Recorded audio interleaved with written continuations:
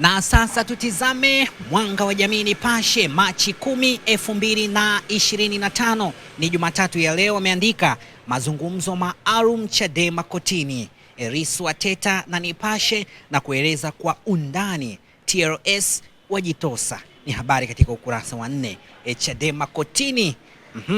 Lakini hapa kuna habari pia wameandika katika ukurasa wa 3, dabi kuyeyuka, shinikizo la kujiuzuru la washukia vigogo TFF na wizara. Dabi kuyeyuka. Sasa hili ni shinikizo la kujiuzuru la washukia vigogo wa TFF na wizara. Ni habari hiyo ukurasa wa juu kabisa.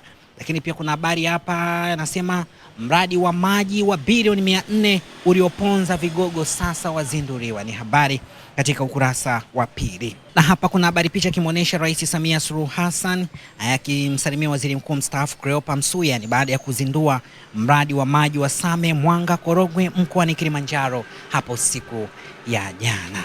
Na sasa tutamatishe katika gazeti la Nipashe Mwanga wa Jamii kwa habari katika ukurasa wa 7. Unaambiwa adaiwa kuteka mtoto, lakini pia apigwa risasi akiwa kituo cha polisi. Yule anayedaiwa kuteka mtoto apigwa risasi akiwa kituo cha polisi. Ni habari katika ukurasa wa 7.